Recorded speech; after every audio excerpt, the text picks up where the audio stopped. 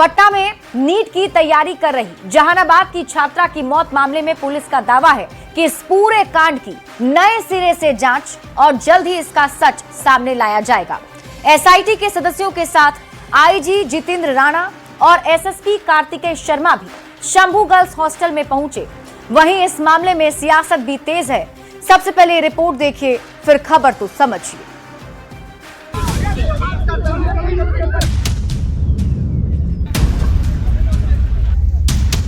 पटना में रहकर नीट की तैयारी कर रही जहानाबाद की छात्रा की मौत ने सबको हिलाकर रख दिया है।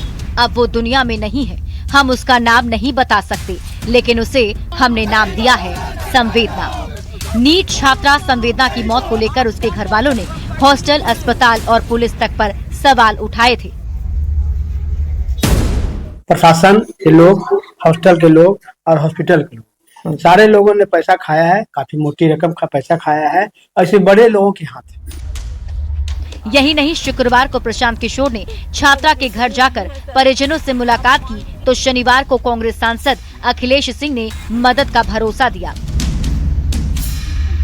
लेकिन अब तो साफ है, अब सरकार को चेतना चाहिए, सरकार को जागना चाहिए और सरकार को कड़ी से कड़ी कार्रवाई करनी चाहिए।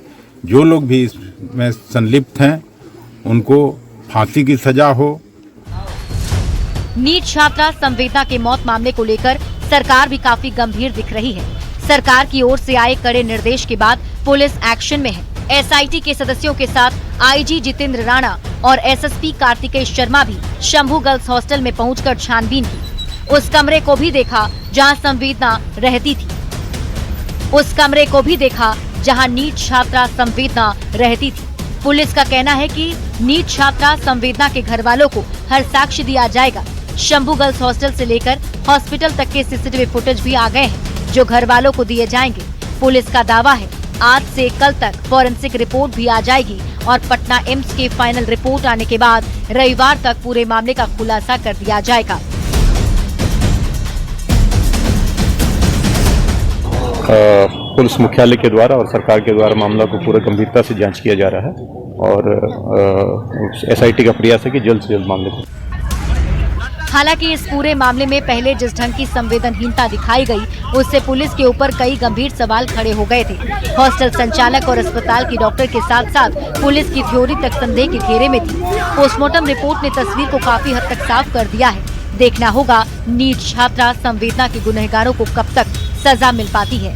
न्यूज़ 18 के लिए पटना से धर्मेंद्र और जहानाबाद से राजीव विमल के साथ ब्यूरो रिपोर्ट। तो नीट की छात्रा संवेदना के इस पूरे मामले में फिलहाल एक तरफ पुलिस की टीम जांच कर रही है, खुलासे की बात कह रही है, परिजन इंसाफ की मांग कर रहे हैं और सियासत चरम पर है। हम आपको पूरी खबर समझाते हैं कि जब पोस्टमार्टम रिपोर्ट सामने आई तो उससे क्या खुलासा हुआ। पोस्टमार्टम रिपोर्ट में खुलासा हुआ कि छात्रा के साथ रेप किया गया। यह भी कहा गया कि रेप के दौरान छात्रा से जोर जबरदस्ती भी की गई। 2 घंटे तक दरिंदे से लड़ती रही छात्रा बेहोश नहीं थी, खुद को बचाने की कोशिश की। गर्दन और कंधे पर नाखून के घाव भी मिले हैं।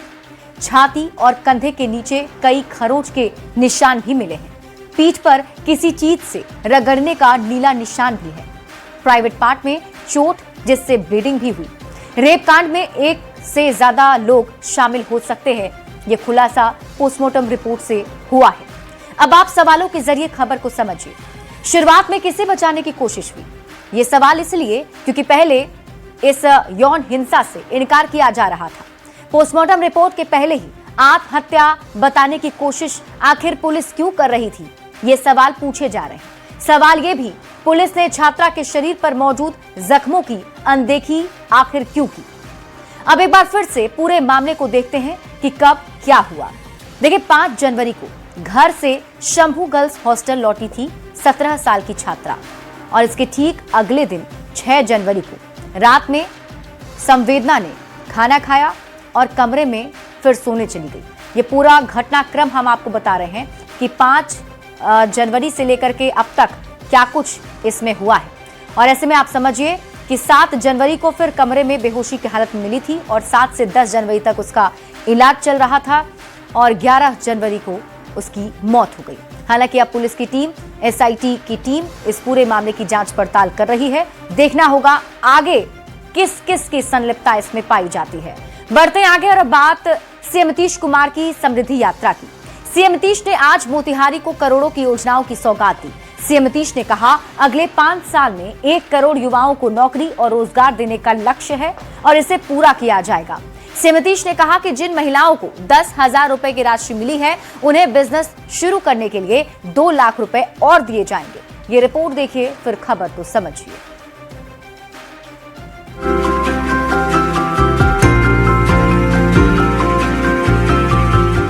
फूलों की बड़ी सी माला, बीच में हाथ जोड़े सीएम नीतीश कुमार और अगल बगल उनके दोनों डिप्टी सीएम सम्राट चौधरी और विजय सिन्हा।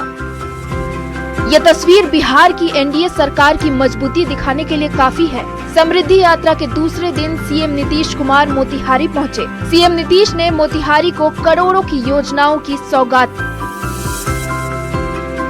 और कार्यक्रम स्थल पर लगे स्टॉल का जायजा लिया। सीएम नीतीश ने कहा, अगले 5 साल में 1 करोड़ युवाओं को नौकरी और रोजगार देने का लक्ष्य है और इसे पूरा किया जाएगा। सीएम नीतीश ने कहा, जिन महिलाओं को 10,000 रुपए की राशि मिली है, उन्हें बिजनेस शुरू करने के लिए 2 लाख रुपए दिए जाएंगे। तो अगले 5 वर्षों में युवाओं को 1 करोड़ नौकरी और रोजगार उपलब्ध कराए जाएंगे। इन्हें रोजगार आगे बढ़ाने के लिए 2 लाख रुपए तक की अतिरिक्त सहायता दी जाएगी।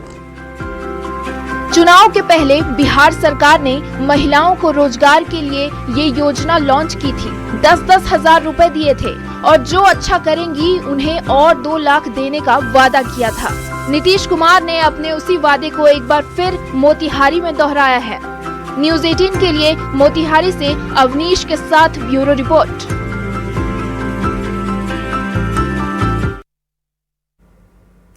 तो देखिए, मुख्यमंत्री नीतीश कुमार समृद्धि यात्रा पर निकले हुए हैं। आज मोतिहारी पहुंचे थे। उनकी इस यात्रा की आज की बड़ी बातें क्या रही, वो हम आपको समझाते हैं। विधानसभा चुनाव से पहले नीतीश सरकार ने एक योजना लॉन्च की थी। महिलाओं को रोजगार के लिए ये योजना सरकार लेकर आई थी। वैसी महिलाएं जो अपना बिजनेस करना चाहती हैं, उन्हें बढ़ावा देने के लिए मुख्यमंत्री रोजगार योजना की शुरुआत की गई थी। योजना के तहत सरकार ने महिलाओं को 10-10 हजार की मदद की।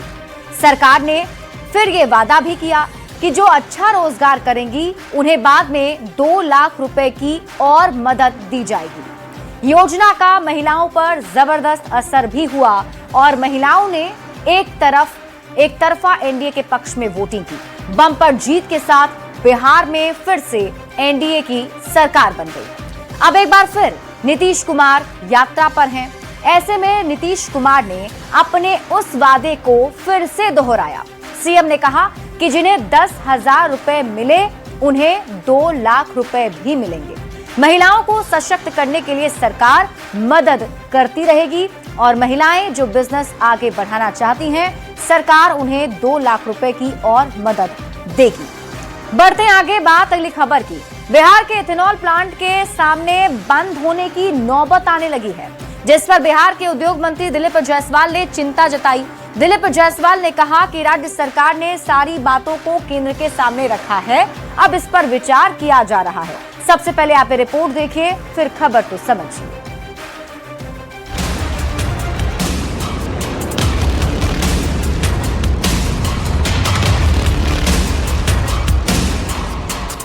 बिहार में बड़े तामझाम के साथ इथेनॉल फैक्ट्री की शुरुआत की गई, लेकिन अब इथेनॉल फैक्ट्री के चलने पर संकट मंडरा रहा है। बिहार के उद्योग मंत्री दिलीप जायसवाल ने भी माना कि ये संकट बड़ा है और इथेनॉल की फैक्ट्री बंद होने के कगार पर है। काफी वर्कर भी काम करते हैं, यहाँ के लोगों को रोजगार भी मिलता है, लेकिन ये पूरे देश की पॉलिसी है कि अभी हम 20% मिक्सिंग पेट्रोल में इथेनॉल का करते हैं। बता दें कि अभी तक बिहार की फैक्ट्री से 100% इथेनॉल केंद्र सरकार खरीद रही थी और मार्केटिंग का भी कोई झंझट नहीं था, लेकिन केंद्र सरकार की नई पॉलिसी की वजह से इथेनॉल फैक्ट्री से 50% ही इथेनॉल केंद्र सरकार खरीद रही है, जिसके कारण फैक्ट्री को 6 महीने की प्रोडक्शन करना होगा, जिससे कि फैक्ट्री और जिन लोगों को उससे रोजगार मिला है उस पर असर पड़ेगा। लिहाजा राज्य सरकार ने सारी बातों को केंद्र सरकार के सामने रखा है, जिस पर विचार किया जा रहा है।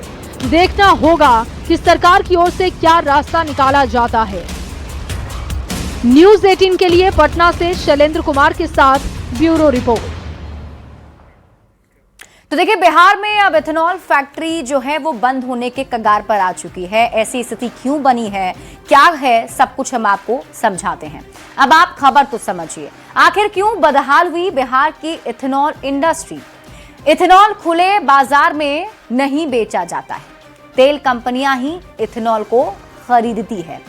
पहले केंद्र सरकार इस इंडस्ट्री से 100% इथेनॉल खरीद रही थी बिहार से, लेकिन अब सिर्फ 50% इथेनॉल ही केंद्र सरकार खरीद रही है। केंद्र से खरीद कम होने की वजह से उत्पादन आधा करना पड़ा है और फैक्ट्रियों के संचालन पर इसका सीधा असर पड़ रहा है। कई फैक्ट्रियां बंद होने की कगार पर हैं। कामगारों के रोजगार पर भी अब संकट आ गया है। देखिए, 2022 में तेल कंपनियों से करार किया गया था, जिसमें अगले 10 साल तक पूरे उत्पादन को खरीदने का करार था। मतलब जितना प्रोडक्शन इस इंडस्ट्री में होगा, 100% प्रोडक्शन जो है वो खरीद लिया जाएगा। बिहार में बड़े पैमाने पर निवेश हुआ। 14 के करीब इथेनॉल प्लांट बिहार में लग भी गए और हर साल 84,000 करोड़ लीटर इथेनॉल का उत्पादन भी होने लगा। 1 नवंबर 2025 इथेनॉल को लेकर केंद्र सरकार ने नियम बदल दिया। बिहार से अब सिर्फ 50% इथेनॉल ही केंद्र सरकार करने वाली है। अब 44,000 करोड़ लीटर खरीद का ही ऑर्डर मिला है। अब आप खबर तो समझिए, बिहार से अब 50% ही इथेनॉल खरीद क्यों? तो पेट्रोल में 20% ही इथेनॉल मिलाने को मंजूरी है। गाड़ी मालिक इथेनॉल मुक्त पेट्रोल की मांग कर रहे थे। इथेनॉल वाले पेट्रोल से गाड़ी के खराब होने का भी आरोप लग रहा था। सरकार ने इस तरह की खबरों को अफवाह बताया था, लेकिन फिलहाल राज्य सरकार ने अपनी बात केंद्र सरकार के सामने रख दी है। देखते हैं कि इसका क्या रास्ता निकाला जाता है।